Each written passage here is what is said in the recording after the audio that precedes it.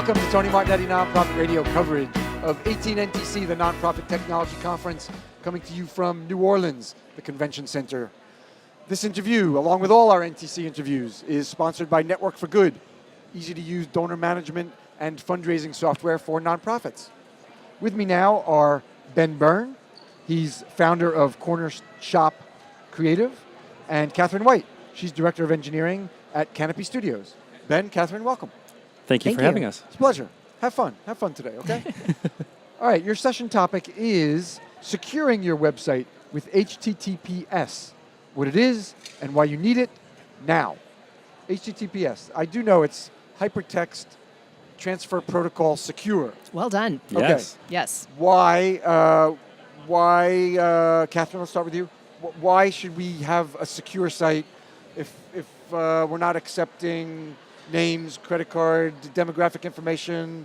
Let's suppose we don't have that. We don't have any of that. We're not asking for any of that. Why do we need a secure site? It's a fair question. There are a couple of reasons I would surface, even outside of the personally identifying information, if you're not collecting donations or other content on your site. One is user perception. So even though you may not be collecting information, having a secure site, providing that padlock, showing people that you care. Yes, the little padlock in the address bar, exactly, in the address bar. Yep. Is going to foster confidence in your website and in your philosophy about protecting your users, and it just makes things look a little bit more buttoned up. There's also the purely practical point that with regards to search engine optimization, sites are ranked more highly if they are running over HTTPS. Oh, is that right? Mm-hmm. Okay, that used to be, now everybody's mobile optimized. Right. But like 3 or 4 years ago, we weren't all. Am I going back far enough? Was it 5 years ago? I don't know, but whatever. Several years ago, the host fudges, several years ago, mobile optimized sites ranked higher in search engine results than non-optimized. Yeah, absolutely. And so everybody jumped on the bandwagon to become mobile optimized. Now with HTTPS, same thing. Mm-hmm. And you get a higher ranking. yeah, and some of the search engines are doubling down on both of those things. Yep. So come July, sites that are not running over HTTPS in Chrome, at least, will be labeled as insecure. So it will no longer be that, secure site is a bonus. It will be, we're actually flagging the site as insecure if you're not running over. Insecure is an infirmity, Right. no longer secure as a bonus. Yeah, Right, yeah, that's exactly. coming soon. That's just a couple of months from now. July of 2018. Yep. Okay. That's Google search results. And if the browser is Chrome, or is this all search engines? So Do we know? every search engine algorithm is different, but in terms of security, that is one weighting point in a vastly complex algorithm, specifically for Google. Is where I have the most clarity there, but I believe it is probably a factor. I'm going to fudge a bit with the other large search engines as well. But as far as the HTTPS warning, if sites are not running over HTTPS, that is Chrome specific. Okay. Ben, anything more you want to add to the motivation to this? Why? No, I think Kat covered the major bases on this. Kat. Is that right? You go by Kat? Yep, Cat's great. Cat's okay? Mm-hmm. All right, okay. Well, we'll stick with Catherine only till the end. I mean, at the end, we'll use Catherine again. Okay. We'll use Kat between now and then. Works fine Kat for and Ben. me. Ben, Kat. Kat and Ben. KB. K and B. Ben and Kat. Okay. Whatever works. Okay. Yeah, so that's in your session description, you mentioned there were going to be public call-outs. That's what you're referring to. Mm-hmm. Is the public, aside from the search engines, are individuals, Ben, are calling out non-secure sites? Are you seeing that? I don't know that I've seen individuals per se calling that out. I mean, I think maybe the one thing to mention that hasn't been mentioned yet is just not only just the perception of security, but it is there is some protection for your end users in terms of their network, whether at a coffee shop or at their office or something like that, being eavesdropped on and sort of tracking what you're doing on the internet. So it does provide some security for your users as well. A secure site will make it harder to hack the interaction between your users and your site? Is that so? Yeah, that's exactly right. Oh. So it Okay. people think of it in time-sensitive credit cards, right? Because that's very sensitive information. But in this modern age, people are doing a lot of different things on the internet, and they might, who might be snooping on them might be their government, or it might be their employer, or it might be just, the guy at the coffee shop next door. But it adds that layer of security and privacy just for your end user to, they're less likely to be sort of eavesdropped on. Right. Their browsing history or the browsing activity that they're undergoing in the current session is protected. Okay. I guess secure. We're talking about secure. How is it different? Why does that padlock? Not why does the padlock make a difference? We talked about that, but how does the padlock make a difference? How does it work? How does the S work? That's a great question. So our session is not a terribly technical one. I mean, I think what you really need to know is that it's encrypted. The metaphor that really I think sums it up pretty well is that when you're normally connecting to a website, it's sort of like sending a postcard. Where when you send a postcard, and your mail carrier or anybody sort of that's carrying it from point A to point B can kind of look at it and see who sent it and what message you wrote and that sort of thing. Yeah. Imagine writing your postcard in code, right? You've come up with some weird code for you and your friends or whoever you're sending your postcards to. So somebody might know that there's a postcard passing through, but they can't actually look at what it says and what it's doing. That's sort of what the S in HTTPS is doing, is that it's encrypting that communication, so all the details of it are sort of packaged up in a way that only the people on the ends can read what's going on. Okay. And of course, if you are accepting demographic personal information, then all the more reason. I mean, but I was excluding that initially, but that's not really very realistic. I mean, I think most nonprofits are accepting donations on their site. Right. If they're maybe linking, but okay. So I didn't want to keep us in that unlikely hypothetical. I was just I wanted to make the point that even if you're not collecting demographic personal information, you still should have a secure site. Absolutely. Yeah. Well, and even if you're not collecting that stuff, if you have a site that you administer, right, you have a WordPress site where you log into the back end, you will also want that login to be encrypted as well, so that your password and your username aren't going in the clear. Awesome. Okay. Excellent. Some of the challenges you mentioned in your description, benefits and challenges. Kat, can you share some difficulties you're going to have to overcome? Well, one of the difficulties you do have to overcome is stakeholder buy-in. Higher level parts of the organization who feel like this is going to be... this is going to cost money. It's going to cost money, or is it going to be too much work, or we have too many sites, or the site's too complex.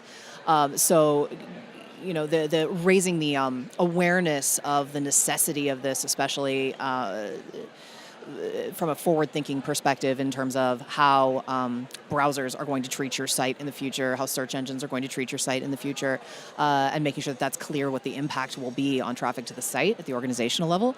That is one of the challenges. What are your costs going to be?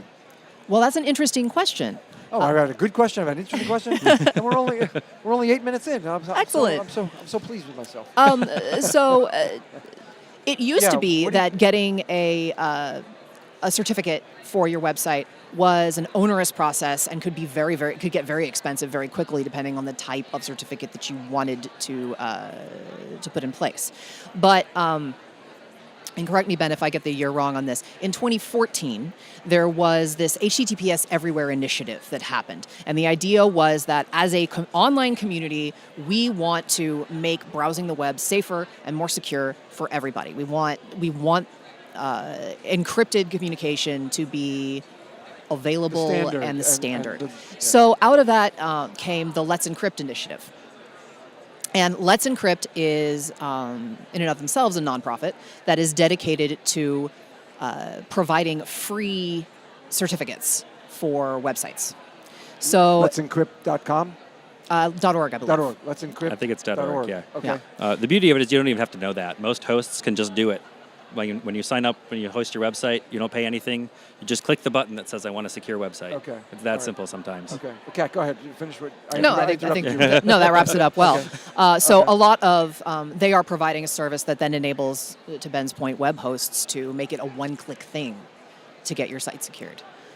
So they've done everything they can to make this as straightforward as possible. There are certainly still circumstances in which people need a higher level of certificate. And you'll pay more for that, I presume? You will pay more for that. Okay. Are we talking about thousands of dollars? Does it depend how many pages there are on your site as to what it will cost you, or is it It's not dependent on that. No, it's not dependent on number of pages. It is dependent to a certain extent on number of domains. So if you're going to try if you're going to try to include multiple domains in a single certificate, again, there are different types of certificates for different types of scenarios. Whether you're trying to secure every single subdomain that you have, or if it's just a short list of say 10 domains that you want to secure, there are different options for that. Okay. Ben, anything you want to add to the challenges that are facing you with this? Well, I mean, I think that, the key takeaway is that this is not as hard as it used to be. It's more affordable. You can click a button. There can be some challenges. If you've got a site that's been going for a long time and then you sort of go ahead and click that button, you may have some stuff on your website that isn't secure, sort of embedded in it. When you load a web page, you're not just loading the web page, you're loading the images and the fonts and the style sheets and all that other stuff. And it may be that you've embedded a YouTube video or you've embedded, an iframe or something, or a font or something like that. And if that's not loaded securely, but it's supposed to be inside a secure page, different browsers handle it differently, but they might choose to not load that at all. And there may be some error messages that are not obvious to users and that sort of thing, and they may not realize that there's supposed to be a picture there or that they're not seeing the right font. Okay. So the one-click stuff is a major step forward. It's much easier and cheaper than it used to be, but there can be some work if you've got an existing website with a lot of content that you do have to be mindful to sort of change all of the links everywhere to be secure. Free tools. Do we Let's Encrypt? Let's Encrypt is the major one. Okay. We love free resources on Nonprofit Radio. Small and mid-sized shops are our listeners. Oh, for sure. So do we have any other free resources? Or is that it? I think it's appropriate to mention. Let's Encrypt is the main one. Okay. I think there are a number of sort of services that graft on top of web hosting, things like Cloudflare. That can also offer you HTTPS for free. If you're not, if you're using them, you should click the button there as well, kind of thing. But Let's Encrypt is really the main one to know of. If you're looking for one of those fancier certificates that can do wildcard domains or some of that other stuff, you need that extra security. There are a whole bevy of vendors out there that you can buy that certificate from for, a couple $100 kind of thing. And I think, I don't know that there's a huge difference between them necessarily. There's probably half a dozen or so that are reputable that you can get something from. Okay. You got some pro tips for us on implementing this that we haven't talked about yet? Insider tips, best practices? I think Ben touched on the biggest one is just making sure that you're prepared for what the impact on your content is going to be. So doing the upfront homework of creating a test instance of your site and starting to crawl it and figure out how you're going to adjust URLs in your content. How are we going to handle images that are being served from the site, from the CDN? Making sure that you have... The CDN? What is that? Content jargon delivery. Jail. We have jargon jail here. Oh, jargon jail. Apologies. You're deeply in. I am. Content delivery network. So sometimes people will host images or videos on a platform that's outside the site just to reduce the load on the site itself. Yeah. And you need to make sure that resources that are coming in from that site are also being served securely. Okay. So you might be using AWS, for instance, Amazon Web Services. Exactly. Okay. So looking through those third-party resources. So there's the content piece, which absolutely is the place to start, is to really evaluate. And there are other free tools that we didn't mention that are auditing tools. Lighthouse, which is built into Chrome. Once you're finished? No, that can help you determine. It can help you determine on a page-by-page basis whether you have insecure resources that are loading. Whether you have so Lighthouse is one. Why no padlock? Why no padlock? Why no? Like why no padlock? Oh, why no padlock? Yeah. Okay. So there are tools you can use to kind of help with that piece. Okay. Do we exhaust those free resources? I keep coming up with a few more, don't I? I don't have my deck in front of me, so I mean, there's probably some others. This is good. Okay. Other best practices, good ideas. I mean, you spent. You're going to be spending an hour talking about this. We've only been doing it for about less than 15 minutes, so you're holding out on us. I don't like it. What else you got to say about this? How to get buy-in. Let me lead you there. Yeah. All right. How to get the buy-in for the leadership. So, Kat, you were saying this is going to cost you some money. It's going to cost you some time. How do you make the case? Citing those benefits and really tying, to your point, from a practical standpoint, we typically all in the nonprofit world are trying to drive some traffic to donations or to calls to action on our site, where we're trying to connect with those constituents and build relationships with them that require collecting personal information. So I think that's the main argument to make, is that those types of transactions for the security of our users have to be secured. It's also one of those things that I think you can get buy-in by pointing out that this doesn't have to be an all or nothing deal. We can start by focusing on, when you put a certificate in place, you can be choosy about where it's applied. So that's a little more complex, but it gives you the option to do things like, we're going to secure the donation page and the home page, and we're just going to start there. Okay, excellent. And that means that you are still going to have to address those site-wide resources that we've talked about, but deep content or complex content might be something that you can tackle in stages. And the fact that it's no longer costly from a pure financial perspective is huge. Okay. For a long time, I think that's been a barrier for people that has been lifted. So that's fantastic. Right. Is there anything you would add, Ben? No, I mean, for me, all of this comes down to this core idea of trust. We're in the midst right now. I think Mark Zuckerberg is in front of Congress right now talking about Cambridge Analytica and that sort of stuff. He was yesterday and he is again today. Yeah, that. It's just one of those things where, having that padlock, having that thing in your site, even if you're not collecting information, just sort of, it's a movement of trust. Users are very distrustful of the internet, and for good reason, I think, in a lot of cases. And having that padlock is just one other way of sort of asserting confidence that, you're being taken care of, we're taking care of you, your information is secure. And particularly with Chrome switching in, a couple of months, it seems like you're going to look real bad when Chrome switches. If you don't have that secure thing, people are going to kind of back off a little bit and be like, why is this insecure? Like that switch from the default of insecure is okay, but secure is better, to secure is the minimum, insecure is really bad. I think is going to have a big impact on users that haven't seen that message before, or suddenly seeing it. We're also already seeing, and I think it's an important thing to float to people that are having this conversation, that according to the browsers, 80% of traffic in Firefox and in Chrome is already encrypted. So if your site's not running securely now, the truth is you're in that bottom 20% of people that haven't applied this yet. And so you don't want, it's not wise to get that far behind the curve. Okay. That would be a very good place to stop, but we still have more time to cover. This has to fit into half a show. So don't hold out on us. There's more you've got. Whether could you get more detail about something we already covered, or something I didn't ask you about that you're thinking now we should be saying? Well, he's talking. I feel like we touched on it very briefly, but the SEO impact. That Google and the engines will give you more points for that HTTPS. Yeah. I think if you're trying to convince some higher up in your organization of like why we should do this, and the sort of like, oh, we're just going to look bad, if for some reason that argument doesn't carry weight, I feel like having something rather than the sort of mushy, like it's about trust and it's about not having browser error messages, having something maybe more quantifiable of like our search engine ranking will go down or will go up if we make this change. Give somebody to sort of point to say like this is a numeric thing. This will affect us. The numbers we track, we will start to see a difference. Yeah, this will hurt or help. Yeah. If we don't, or if we do.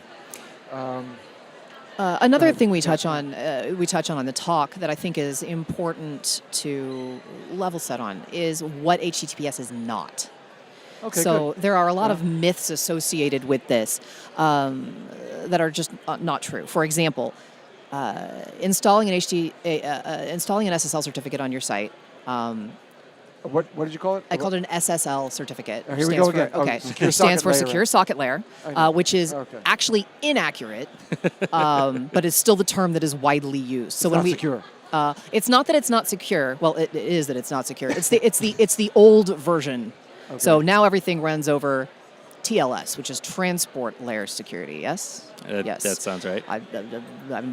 This presentation is rife with acronyms, so we will do our best to to make you flesh them out. It's fantastic. Right. You're the director of engineering. You should know these. Yes. Well, you know them, So, but you just don't know what they all stand for. Okay. But so what is in common parlance called an SSL certificate. When we talk about certificates, that's what we're referring to. When you install that on your site, there are certain things it doesn't do. It doesn't mean you will never get hacked, because an SSL certificate has nothing to do with the security of your servers. It has nothing to do with the security of your code. All it does is protect the traffic, the communication between your end user and your website. Yes. Okay. So it's important to note that it doesn't mean you won't get hacked. It doesn't mean your server is secure. It doesn't mean your code base is secure. There are some others I'm trying to pull from memory here. That are common misperceptions. Once upon a time, there was this idea that, running my site over HTTPS is going to make everything slower. That is also not true. It's not going to affect your performance. These are excellent. Okay. Yeah. Misconceptions. Come on, Ben, help her out. Well, I mean, we've touched on it already, but for a long time, this was an expensive process that required some technical knowledge. If your server was something that was maintained by an IT shop, you would have to go talk to your IT team and be like, okay, we're buying this secure certificate, this SSL certificate. We now need to have some engineer install it on the server for us and make sure that like Apache or whatever it is that's running the server is talking to it. That's all changed, right? This basic level with Let's Encrypt, with most web hosts and that sort of thing is just this one-click kind of thing. You don't need an engineer. You don't need to sink money into the certificate, and you don't need to sink money into an engineer to like do all that config for you. And that's really changed. I feel like in the last year and a half, that Let's Encrypt has really gotten buy-in from enough web hosts that it's safe to sort of say that. At this point, I don't know of any web hosts that aren't offering Let's Encrypt certificates as a part of their sign-up process. Yeah. Yeah. What kind of objections are you hearing? Is it mostly around cost? Yeah, it's around cost, not so much in terms of necessarily dollar cost, but in terms of people power, resources, time, of resources, other and time, and being able to get this done in a timely way, and who's going to do it, who's going to manage this process, who owns the content, who owns the hosting relationships, and how does all of this happen. So the potential complexities at the organizational level of getting it implemented is actually where I've heard the most concerns. Okay. Ben, anything you want to add? No, I mean, I think a lot of people just, still ask sort of why. The way that you sort of frame the initial question of like, well, if we're not collecting credit card information, we're not doing this, why? And it's a pretty easy to answer question, right? We've got some answers, but a lot of people don't know those answers why. And like they've got, you think about a nonprofit where everybody's working hard and doing a million jobs, and like this is like one more thing about the website to have to think about. Why do I have to think about it? We can barely keep the site updated, sort of thing. And I hope we've answered that question here, that there are a lot of very compelling reasons why you need to do it. But a lot of people don't know, right? You don't know that Chrome is changing, or you don't know that it's easy to do now. So when we bring it up, the client is like, HTTPS, why? And it's like, well, really the answer is why not at this point. You got that July date looming over your head, July deadline looming. Yeah. And with that implementation, there are actually a couple of other best practices worth mentioning. So, we talked about the content piece, but once you get through that, once you jump through that hoop, and you actually have an SSL certificate on your site, the next important thing to do is now redirect all traffic on your site to use HTTPS. And depending on your web host or the web server web server software that your server's running, if you're running on Apache, if you're running on Nginx, if you're running on Windows, there are different ways to do that. You're trying to be highfalutin now, dropping names. Yeah, dropping names of server. Yeah, server software. But so if you're show off.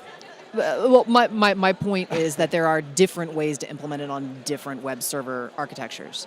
But that is the next critical step, is to make sure that then redirect. Yeah, all traffic, because let's face it, there are links out there in the wild to your content that are using HTTP, and you need to make sure that all of those inbound links get redirected appropriately to the secured site. So that's the next big step. Is this something we really should have a consultant help with, or given the simplicity that we were talking about, it could be something that a non-tech person or org that doesn't have a tech person could take on by themselves? Or is that too risky? Sadly, the answer is I think it depends. That's okay. You know, there's probably very little harm in clicking that Let's Encrypt button on your host and sort of seeing how it goes. And you know, if you're not writing in those redirects and all that kind of stuff to force it, you can at least get a quick view of like, do we have a lot of stuff on our site that isn't secure? When, you know, after you click that button, you know, put your URL into Why No Padlock, see if it's complaining about fonts that aren't loading securely and that sort of thing. And that might be the time to bring in somebody who can really help with that kind of stuff. But if you click the button and everything works, then you just need to kind of force HTTPS and you may be good to go. It never hurts to bring in somebody, but I think you don't necessarily need somebody. It depends a little bit on how your site is built. Give us something to do first. Right. Mm-hmm. Click the first. Let's not Why No Padlock, but what's the first one? Let's encrypt. Let's encrypt. Thank you. Okay, we're gonna leave it there then. Okay. All right. They're Cat Ben Cat. That's Ben Byrne, founder of Corner Shop Creative, and Catherine White, Director of Engineering at Canopy Studios. And this is Tony Martignetti Nonprofit Radio coverage of 18NTC, the Nonprofit Technology Conference. Ben, Catherine, thank you very much. Thank you, Tony. Thank you for your time. Pleasure. My pleasure. Thank you for yours. This interview, like all of our NTC interviews, sponsored by Network for Good, easy to use donor management and fundraising software for nonprofits. Thanks again for being with us.